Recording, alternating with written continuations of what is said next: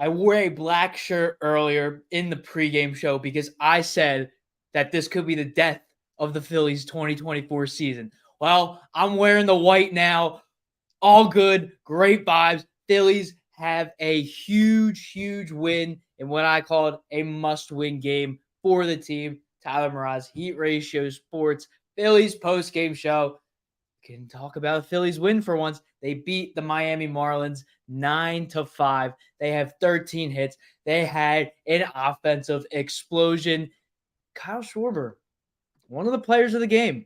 Did he just save the Phillies season? I mean, really, it was 5-2. Kyle Schwarber comes up, hits the grand slam off of Edward Cabrera. Phillies get the lead 6-5. They do not look back after that. Kyle Schwarber, man. He's the reason I'm wearing white right now because the Phillies just made their season look a little bit better. They get to 70 wins on the year. They are, I believe, the third team to do so.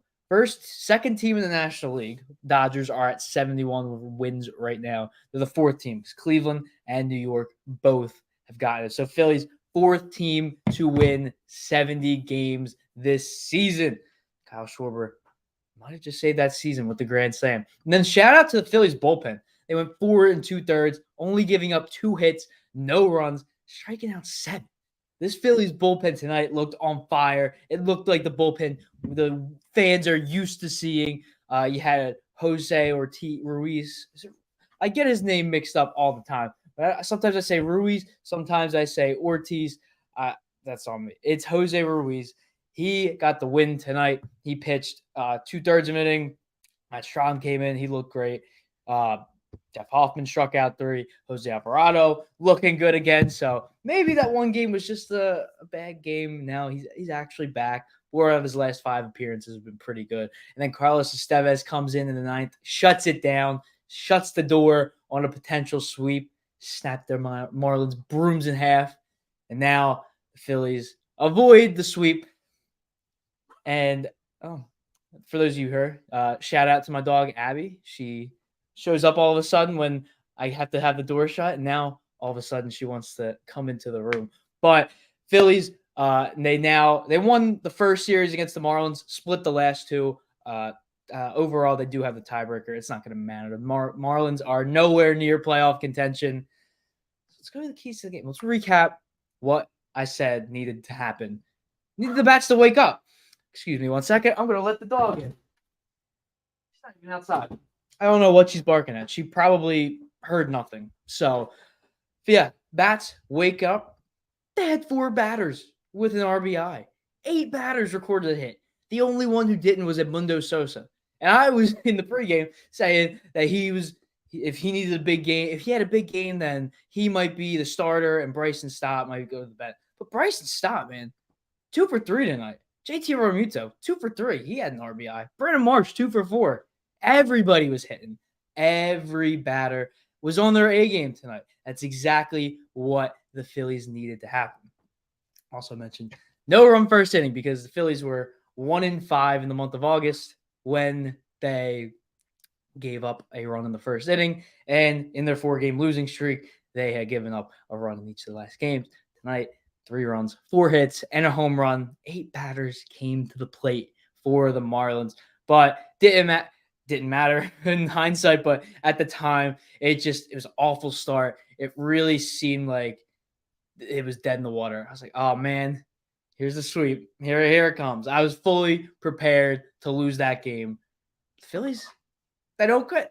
They didn't hear no bell. And the other key, Tyler Phillips, he did not pitch that well. 4 1/3, 9 hits, 5 runs, 4 strikeouts. Yeah, Tyler Phillips. I'm not all that impressed with him at this point. I think now that he's pitched a good amount of games, teams are starting to figure out on how to hit him, on what works, what doesn't work, how to make him uncomfortable, because he always looked comfortable and he kind of just looked a little bit uncomfortable. It could just be me, but yeah, because Tyler Phillips may have made his last start as a Philly. I would honestly put Spencer Turnbull in for a start if he's activated by the next time Phillips is supposed to start. I believe, let me see. I know it's a 4-game series with the Nationals, so he's probably projected to pitch on Tuesday in Atlanta, and that's August 20th. Let's see, because I know Turnbull's supposed to be activated pretty August 26th, Suarez 25th, but those could always be sooner. So yeah, Tyler Phillips with the injuries may have bought himself a little bit more time. I was not all that impressed with him, but nonetheless, Phillies bullpen came in, did their job. Phillies bats came in, did their job, and Phillies won 9-5. Now boom, 31 games, 31 to get it, 31 games. That's awesome. That's over a month, depending on which a month, no matter what month you're in. It's February. That's over a month. But Alec Bohm, 31 game on base streak, continues to just be Philly's third best. I'd say third best hitter, especially right now. I'd probably have Schwarber and Harper above him, but Alec Bohm, awesome. He's just awesome. Triple play. Oh, wait, forgot. Hold on. Hold, please. Let's see how the triple play went today.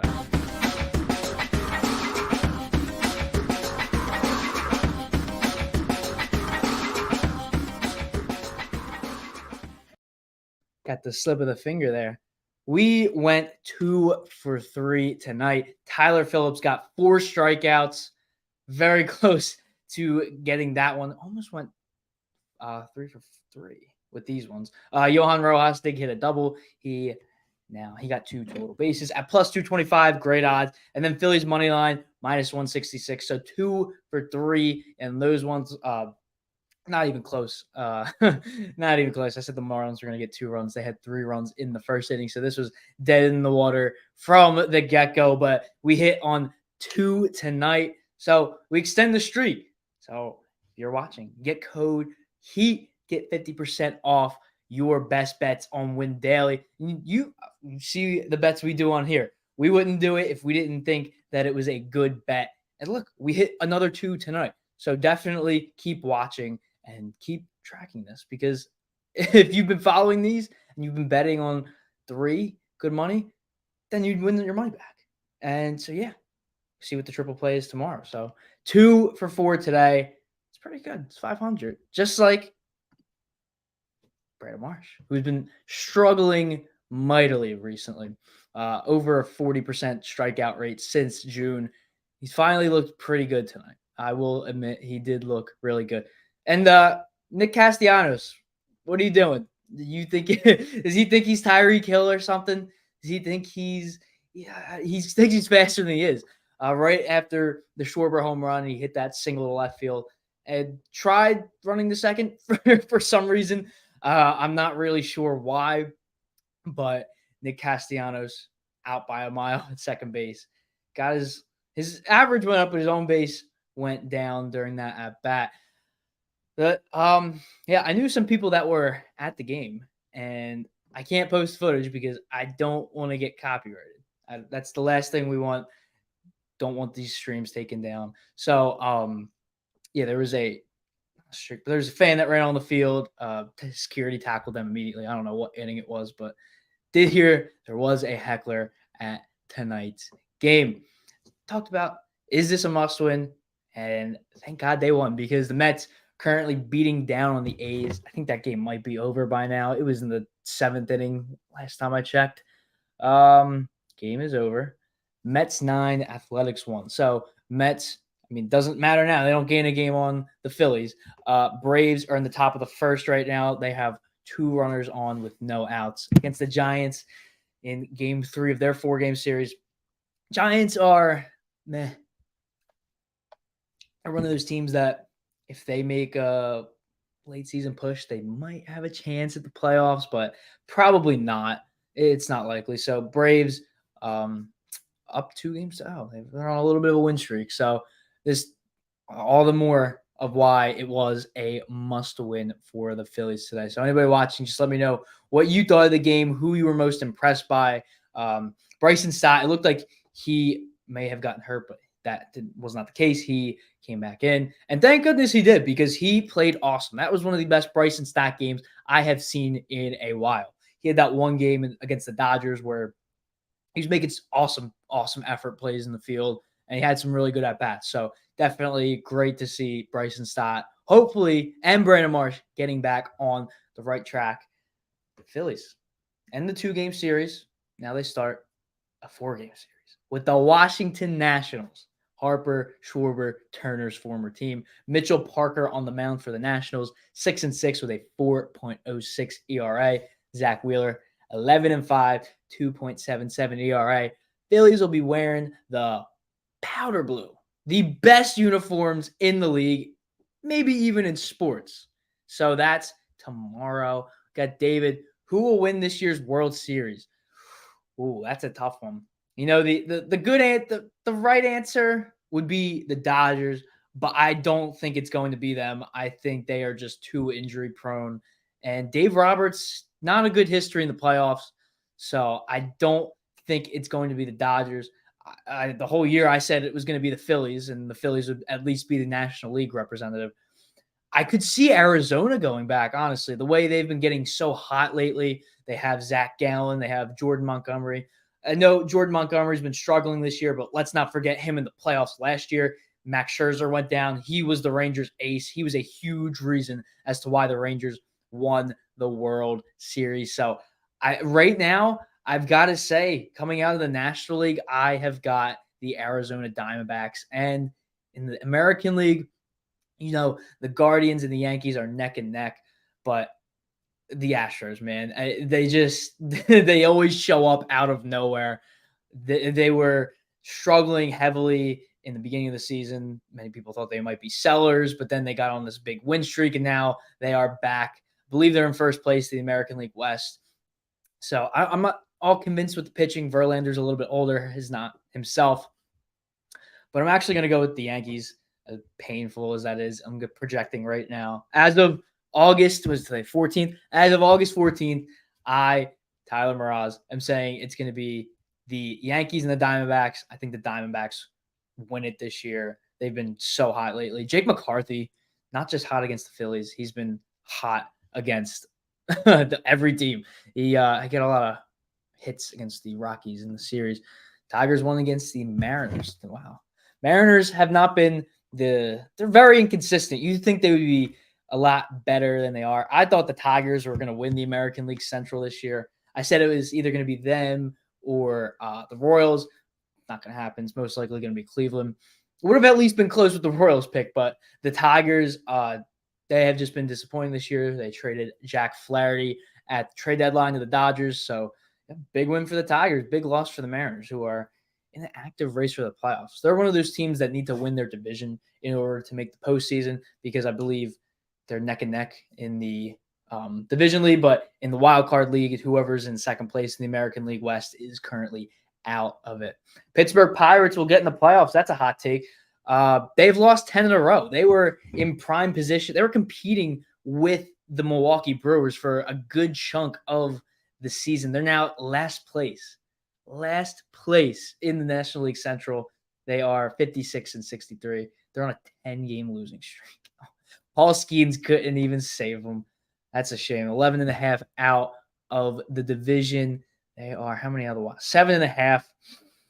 So it's not impossible. I mean, with a team, your pitching staff being led by Paul Skeens, Mitch Keller, they're like the Phillies a couple years ago in 2022, where they could sneak in as a wild card team, but you have to face two of the best pitchers in the National League, even Jared Jones. So that's three really good pitchers they had. Their offense just not that good. O'Neal Cruz is very talented, but he's still raw, I would say. But next year, I think he'll be fine. Brian Reynolds is really good, but they have Andrew McCutchen as the primary leadoff guy. They traded for Brian De La Cruz, and they traded for another guy at the trade deadline. It was Brian De La Cruz. They traded for another bat. It wasn't Mark Hanna. Mark Hanna went to the Giants. Kiner Falefa. Yeah. And their catchers are Joey Bart and Yasmani Grandal. Yeah. Tough look for the Pirates. So I don't think they're going to make the playoffs this year. I definitely do think they'll be in contention to make it next year. Hello, John. I don't know if you're still watching. Hope you enjoyed the game. John was there. John asked me to go. I did have to say no. Got to do this. Got to keep the grind going. So, John, we'll catch one soon. Don't you worry about that. We will catch one soon. You can catch the Phillies game tomorrow. Because I get to make the thumbnails for this. So I'm kind of excited because while I've done this, I've only gotten to use the regular Phillies logo in the red color. But tomorrow, Throwback Thursday, powder blue. So graphic will be powder blue. And then Friday, City Connect. So I'm not sure. I'll go play around with it, see if it'll be blue or yellow. We'll see. Pregame live tomorrow, Thursday at 5:30 p.m. I will be here live. We'll be talking about the series overview, talking about my favorite moment ever versus the Nationals. Phillies have a lot of good ones. I usually like to go in chronological, like timeline order, but I'm going to save the best for last. You're going to be seeing a video. It's a special time because Phillies Nationals at Citizens Bank Park, I consider one of the greatest moments of my life to have happened. So what was one of the greatest moments of my life? Tune in tomorrow for the pregame live at 5:30. Again, Phillies win 9-5. They end the 4-game losing streak. They end the 5-game home losing streak. Thank you all so much for watching this episode of the Phillies postgame show on Heat Ratio Sports. I've been Tyler Mroz. And the Phillies didn't make me stressed out. They didn't make me stressed out in the beginning. I'll admit that. But they didn't make us stressed out at the end. And that's all that matters. So stay safe. Have a good night. Hopefully see you tomorrow at 5:30 p.m. Eastern Standard Time for a pregame show. So everyone, have a good night. Stay safe. And, stay fresh, my friends. Have a good night, everyone.